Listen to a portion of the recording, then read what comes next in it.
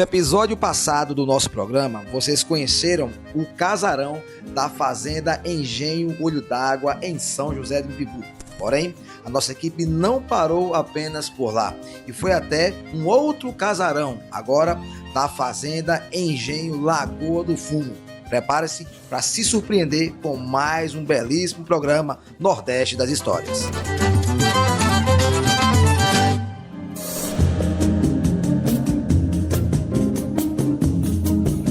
Então, aqui é o Engenho Lagoa do Fumo. A primeira pergunta é essa: por que Lagoa do Fumo?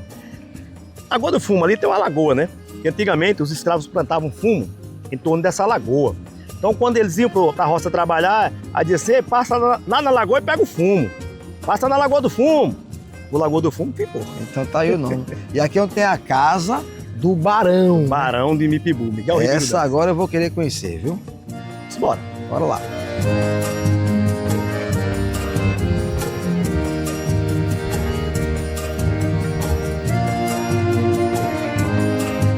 Zé, no programa passado, você me falou lá do Miguel Ribeiro Dantas, né? Que construiu o engenho Olho d'Água. Mas aí ele que era avô de outro Miguel Ribeiro Dantas, não é? Barão de Mipibu. Barão de Mipibu. E a gente chegou agora na propriedade que foi dele. Isso. E passou de pai para filho e assim por diante, né? 6 anos após o Barão de Mipibu ter morrido, o filho herdou isso aqui, vendeu para outra família. E agora eu vou lhe apresentar, né, a atual família, que são os proprietários, e preserva tão bem essa história e essa casa. São os herdeiros hoje. Exatamente. Eles tomam conta de tudo aqui. Aqui já está na 5ª geração também. Na 5ª geração, né? Dos novos proprietários. Vamos lá, vamos conhecer. Embora. E chegando aqui, Zé, eu já vi aqui esse pé de fico. Porque tem gente que diz assim, um pé de figo, mas não é figo, é fico. Exatamente. Com C, né? E ali, eu já tô vendo ali aquela famosa casa estranho, né? de maribondo com a formiga, né? É um casamento estranho. Maribondo tapiucaba e a formiga tapira. Peraí, com calma. Maribondo o quê, homem? Tapiucaba. Tapiucaba? Sim. E a formiga tapira. Mas antes que você me explique que casamento é esse, eu vou perguntar ao nosso biólogo oficial, o professor Cleiton Sancler. Que tal maribondo é esse e que tal formiga é essa? É com você, professor. Eita, Lanzinho, cuidado aí, viu? Você está diante da formiga tapira e da vespa tapiocaba. Esses insetos têm aí uma picada dolorosa, viu? A formiga tapira, ela forma formigueiros tanto no solo, né, subterrâneo, como também nos troncos das árvores. Ela também é um inseto social, bem organizado, e faz o controle de pragas. Além disso, indiretamente, ele vai fazer a aeração do solo e também promove a dispersão de sementes. Já a vespa, o maribondo aí, tapiopaba, ele forma ninhos também achatados, que lembra muito um casco de um tatu. O veneno dele é muito potente, então toma cuidado. Ele controla a população de outros insetos e indica a saúde ambiental do local. Ei, muito importante esse registro, e esses nomes, hein, Alanzinho, faz parte da cultura nordestina. Agora me explique aí, por que esse casamento? Por que os dois estão juntos? Porque, ó, se você observar, acabou de sentar um passarinho ali, né? Então o passarinho vai comer a larva do maribondo. A formiga vai lá e pica as pernas do passarinho, né? E o passarinho vai embora. A mesma coisa com a formiga. Se o maribondo ou uma lagartixa, for comer a formiga, o maribondo vai lá e espanta ela. Então é uma parceria, os dois têm que estar juntinhos. Uma parceria da natureza, um protegendo o outro, Isso. né? E a formiga ainda tem mais um detalhe, viu? É um repelente natural. Você pegar aquela formiga ali, aquela casa ali, machucar e passar assim na pele, é um repelente natural. Eu conheço a lagarta de fogo que a gente chama de caminho de casa. É só ela bater em você que você acha o caminho de casa. Amigo, se você levar uma ferroada desse maribondo, você vai ver o que é duro. Não, não quero ver não. Bora.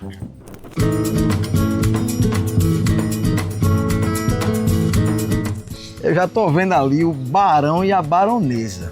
E é exatamente com esse casal maravilhoso que eu vou deixar você agora. Ela vai contar toda a história desse lugar com detalhes, tá bom? Vou deixar você em boas mãos, do nosso amigo Cláudio. Eita, Verusca, satisfação, como é bom estar aqui com vocês. Agora, esse aqui é o verdadeiro barão porque foi o tataravô dele que comprou, né? Lá do Miguel Ribeiro Dantas, esse já era o do diamante, né? E aí a história vai render, porque quem vai contar essa história é você, Belusca.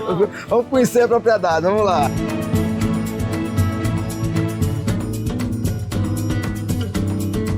Eu até brinquei ali com o Cláudio, né? Que ele hoje é o barão, é o proprietário, você também. E aí a história, ela se passou aqui, né? Sim. E aí a história rende, né, Cláudio? Sim. Porque inclusive tem uma história, é o seguinte... Devemos preservar bastante. Pois é, tem uma história que eu quero que vocês contem, e é bem importante isso, sobre a questão do filho, que também levou o nome de Miguel Ribeiro Dantas, esse lá de Ceará-Mirim, terra de Barão também, e como foi que ele veio até aqui, tá bom? A gente vai dar um passeio, porque essa história o Brasil inteiro vai querer saber.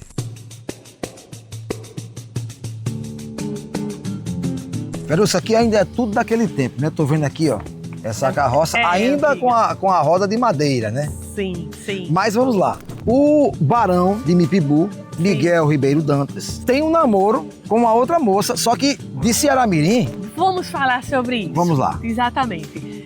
Você sabe que naquela época eles casavam muito entre família, entre primos. Inclusive tinha até os casamentos prometidos, né? Exatamente. Então Miguel Ribeiro Dantas, o barão de Mipibu, ele se apaixonou, digamos assim, pela prima dele, lá de Ceará-Mirim, Maria Florência. E esse casamento foi um casamento arranjado, em outras palavras. Mas ele sai daqui do engenho, vai lá para Ceará-Mirim e casa-se com ela. 15 dias depois, ele disse, Maria, vamos voltar? Aí Maria, pede um tempo, espera um pouquinho. Um pouco mais, uma semana, ele disse, Maria, vamos voltar para o engenho Lagoa do Fumo? Ela disse, eu não vou. Ela não vem realmente, de fato. Mesmo casada? Mesmo casada, e nunca mais eles se viram. Então você veja aí como foi forte isso para os dois, digamos assim. Passou esse tempo aí, 9 meses depois, nasceu o único herdeiro dos dois. Ele já sabia que ela estava grávida dele? Não sabia. Esse menino nasce, mesmo o nome dele, Miguel Ribeiro Dantas, também conhecido como Diamante, e é criado lá em Ceará-Mirim. Então, ele, em uma determinada época do tempo, quando ele já torna-se mais velho, adulto, ele vem para cá. E você observa... Então passam-se anos. E ele sem se conhecer, sem se comunicar. A mãe dele falece, ele continua sendo criado pelos avós maternos e o barão aqui, prosperando. Agora, só para dimensionar a distância, nós estamos aqui em São José de Mipibu. Certo. Daqui lá para Ceará-Mirim, vamos dizer que tem uns 100 e poucos quilômetros, talvez nem isso, eu não sei. Mas o que acontece? Pense não aí, tinha carro. Vinha de cavalo? Não tinha carro. Ou era na carroça, na charrete, com tração animal, ou a pé. Sim. Então... E foi o que aconteceu. Para a época era bem distante. E esse homem, né, o Miguel, lá de Ceará-Mirim, ele vem assim mesmo com os escravos dele. Sabendo que o pai dele era o barão de Mipibu. Então ele queria conhecer o pai dele, não é? Então ele vem e pode observar, Alan, se a gente olhar aqui, como a gente está no alto em relação aqui. Vamos lá na porteira, porque de lá a gente observa melhor. Vamos. Aqui nós temos uma parte alta da fazenda.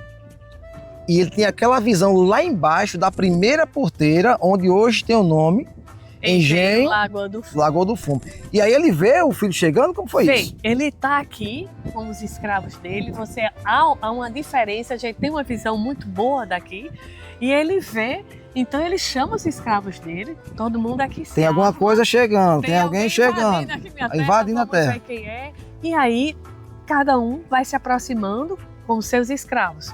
E quando ele observa, ele vê que é o filho dele, que era muito parecido com ele. Então, pela semelhança. Sim, então ele tem algum tipo de relacionamento, não é? Com o filho, ele reconhece e ficam assim, bem, os dois. Pois é, né? Que história, né? Isso depois de anos sem se ver. Muitos anos, né? O barão viveu aqui. Dizem que aqui era a propriedade preferida, a menina dos olhos dele. Tem até ali um relato da historiadora, doutora Lúcia Amaral, que ela fala em um dos livros dela sobre o amor do barão por essa propriedade.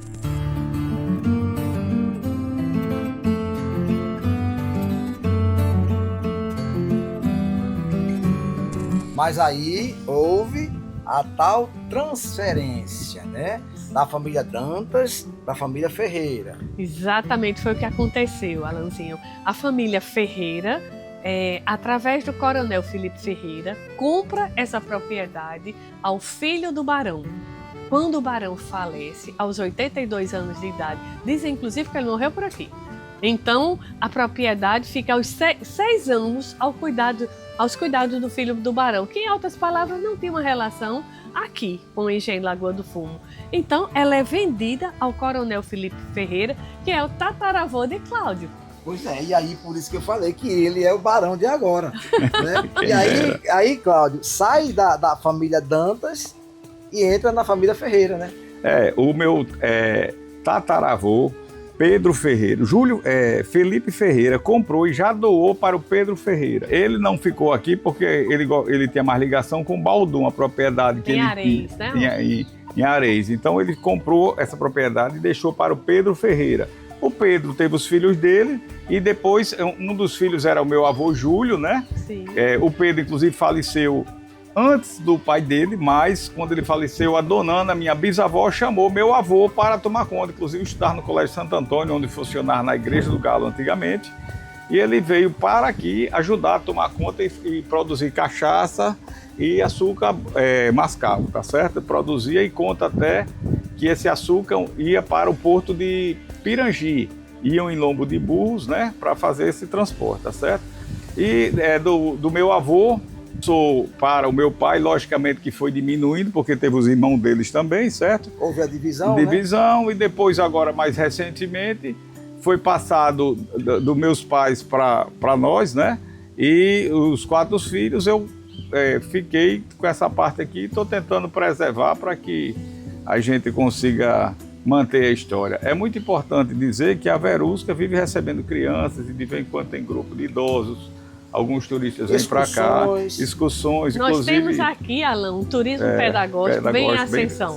Porque eu entendo, e Cláudio também, que a história não poderia ser perdida, como de tantos outros engenhos que tiveram nessa região. Então, e agora, o Brasil inteiro está conhecendo essa história, né? E vai poder vir até aqui. Exatamente. A gente tem um Instagram, lá tem um telefone de contato, nós vamos disponibilizar, porque eu penso que essa história ela tem que ser vivenciada, porque se a gente não fala sobre isso, ela vai desaparecer. Então, assim, eu combinei com o Cláudio deixou isso muito, assim, livre para mim, eu disse, Cláudio, bora contar essa história? E ele disse, vamos falar sobre isso. Então, para iniciar qualquer coisa, eu li, pesquisei e contava para os moradores daqui. Eu disse, você quer ouvir? E eles queriam e eu vi que deu certo. Mas, assim, falar do Barão, falar da família Ferreira é algo assim que é bem interessante. Vamos entrar? É sobre essa família que a gente vai entender um pouco mais. Vamos lá.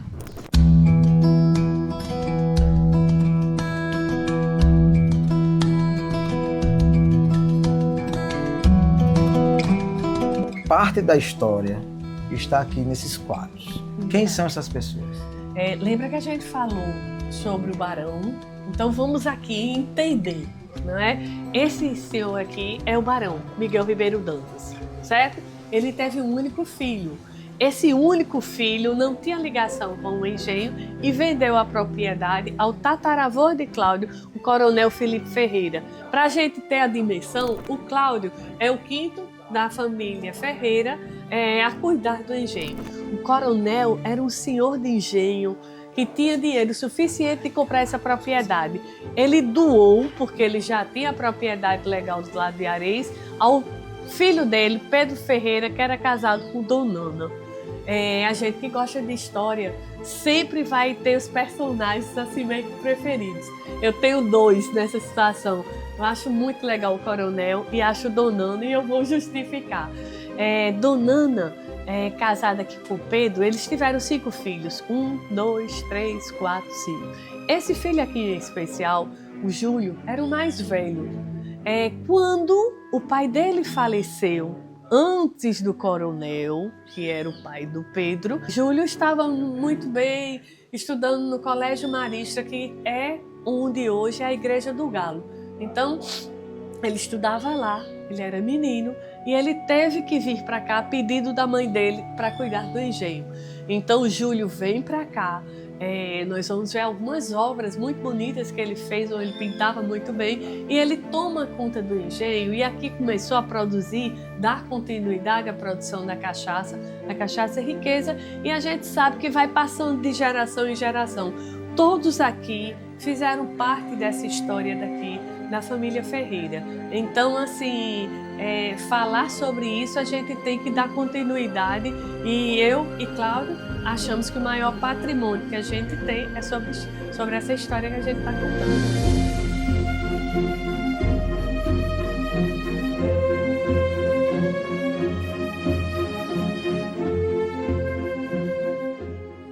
Conhecer as nossas histórias é simplesmente fascinante.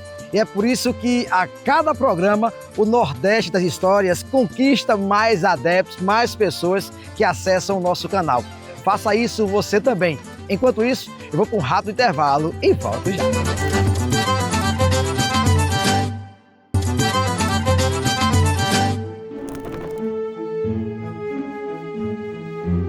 Eu tenho visitado muitos quartos, né, dos engenhos. Sim. E eu vejo a dimensão. E sempre tem um quarto especial com oratórios. Aqui tem um ali do lado direito, né, da cabeceira da cama. E aqui nós temos a famosa penteadeira, que está como se fosse um oratório também, não é? Essa penteadeira aqui pertenceu a Dona Ana. Ela é totalmente original. Então você veja...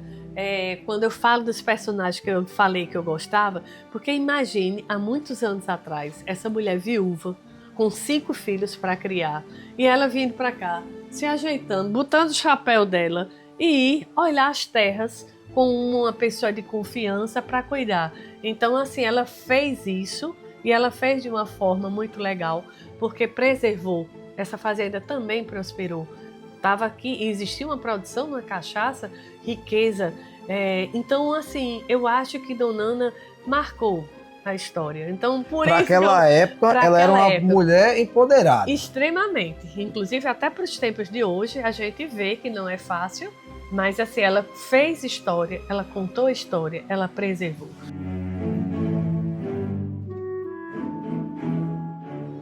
Geralmente as camas eram em madeira maciça, mas essa aqui eu tô vendo que é diferente. Aqui é ferro. Sim. Aqui é ferro, mas aqui não. Não, aqui é bronze, rapaz. Pois é diferente. Viu essas peças aqui, ó, só para vocês entenderem o detalhismo da época, sim, né? Sim. Aqui nós temos uma cama ferro, mas isso aqui é bronze.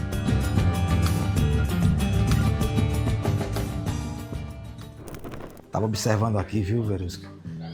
A grandeza, né? E a altura do telhado dessas casas, porque dava ventilação e dava também claridade, né? Dava. Você observe que as paredes em si são bem largas, as janelas enormes. Então, assim, nos tempos de hoje, ela é ecologicamente correta por conta de tudo isso, porque ela não precisa de uma ventilação, já que tem ventiladores. Ar-condicionado aqui nem pensar. Não, a gente tem até que fechar um pouquinho pelo excesso. Mas você falou que tem uma surpresa para mim. Sim, tem. Quero ver que surpresa é essa. Sou ansioso. Pois é, vamos dar uma olhada nisso aqui. No dia 22 de novembro de 2022, uma das paredes da casa deu problema.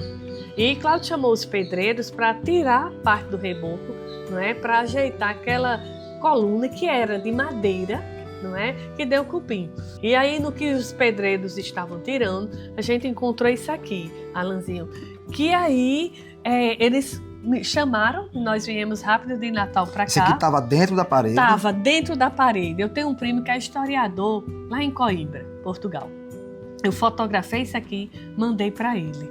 E ele, depois dos estudos, ele mandou me dizer: Verusca, isso aqui, com certeza, foi de um dos escravos que fez parte da construção da casa.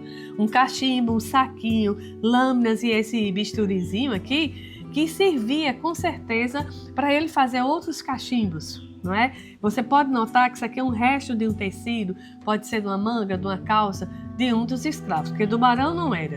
que era um homem nobre e tal. Então, isso aqui foi de um dos escravos. Nós colocamos aqui e deixamos para todo mundo que vem mostrar, porque eu acho que assim, é uma relíquia que certifica, não é, o quanto essa casa é antiga. E eu penso, sabe, Alanzinho, que isso aqui não foi encontrado do nada.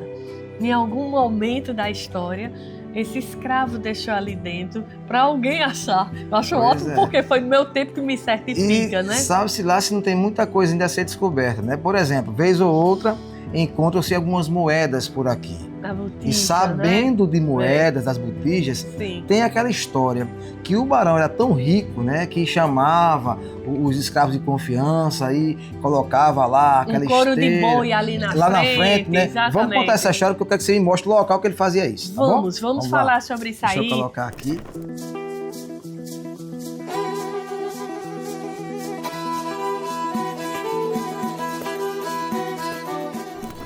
Então, ele trazia a riqueza, né? Trazia. Porque, por exemplo, a gente mostrou anteriormente, né, com o Zé Galego, moedas que valiam propriedades inteiras, uma única moeda. Então, subentende-se que quando ele colocava muitas moedas, ele mostrava e ostentava a sua riqueza. Com certeza. Você veja que o barão foi considerado um dos homens mais ricos daqui do estado do Rio Grande do Norte, se não o mais rico, a ponto de emprestar dinheiro ao governo do estado.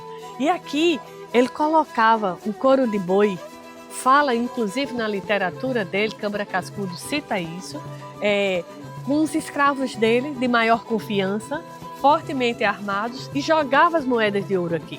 Então as moedas eram arejadas, depois, isso para não mofar as moedas. Guardadas novamente, escondidas, não é? E aí, assim, tornou-se uma lenda, porque quando ele morreu e o filho herdou terras, casas, gado, tudo, nunca foram encontradas as moedas. Até hoje. Procuram o tesouro. Exato. Do barão, né? Pois é. Vamos dar uma voltinha ali e ver se eu encontro esse tesouro? Bora, vamos por ali.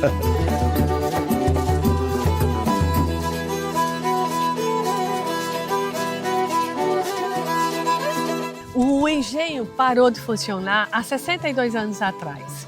Então, caiu e o meu sogro, o senhor Murilo, reconstruiu essa fachada aqui. Então aqui a gente tem esse bueiro, é bem antigo, tem a moenda, e a gente tem muita coisa aqui que foi preservado do jeito que ele era. Não foi modificado, não foi construído mais nada não. É isso que a gente acha muito interessante, Alanzinho.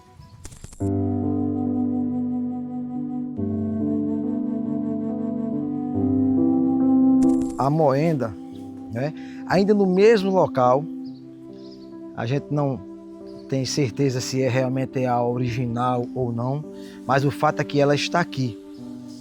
E isso aqui faz parte da nossa história.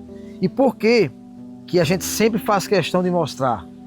Porque você mais jovem, que acabou de sintonizar, que acabou de acessar o nosso programa, possivelmente não vai ver isso aqui funcionando em um outro local. E esta moenda aqui, por exemplo, ela parou de funcionar há 62 anos atrás. Mas a importância de pessoas como o Cláudio e pessoas como a Verusca, que fazem com que a história continue viva. E é por isso que nós estamos aqui, para contar para vocês.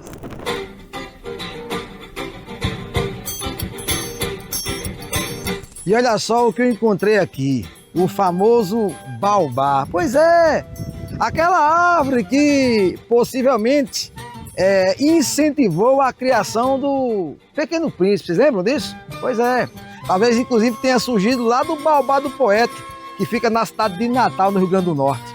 Agora, esse baobá aqui ainda é um bebezinho, ele foi plantado pelo Cláudio há cerca de 25, 30 anos. Mas para falar um pouco mais sobre essa árvore, eu chamo o nosso biólogo oficial, professor Cleiton Sancler. E aí, Alanzinho, você está diante de uma árvore centenária, é o baobá. Esta árvore é de origem africana e foi introduzida no Brasil, se adaptando facilmente na região Nordeste. E por que ele se adaptou facilmente? Porque ele tem uma característica importante. Ele acumula água em época de seca. Por quê? Porque ele perde as folhas como estratégia para perder pouca água. Formam árvores de grande porte, servindo não só de alimento para os seres humanos, onde o seu fruto é muito rico em vitamina C, como também para muitos animais polinizadores, morcegos, aves. Ela dá sombra, água e alimento. É uma árvore que tem como característica também ela ser fonte de resistência e sabedoria na cultura popular. O baobá também é símbolo da cultura nordestina, Alanzinho.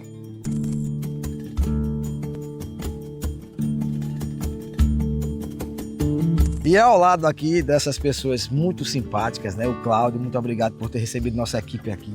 Deus te abençoe. Verusca, você é uma historiadora nata, né? E ao lado... Contadora de histórias. Somos dois, né? Uhum. Estamos aqui num programa especializado em contar histórias, né? Nordeste das histórias. E o baobá, que foi plantado por esse cara aqui, o Cláudio, ainda não tinha nome. Mas eu acho que ele acaba de ser batizado e vai ficar registrado pro resto da vida agora. Qual será o nome desse baobá, Cláudio? Cláudio. Baobá do Engenho.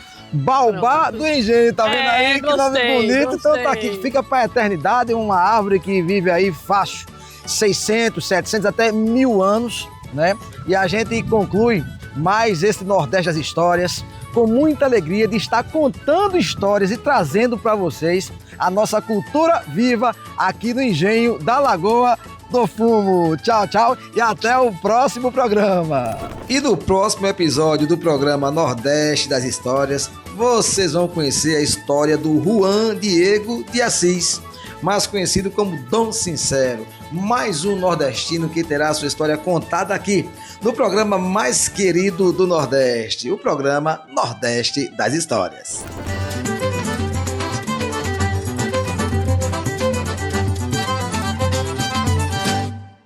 Oferecimento. Vem de Cap, você também. Essa é nossa, pode confiar. Dronap, oficina do drone. Assistência técnica e revenda autorizada de drones. DJI, Consumer, Enterprise e Agras. Telefone 999555522. Valmir Som. Tudo em instrumentos musicais, som e iluminação. Telefone 999811824. Na hora de aparecer, apareça com a VKN, a gráfica oficial do Alanzinho do Povo. Tudo em comunicação visual em geral.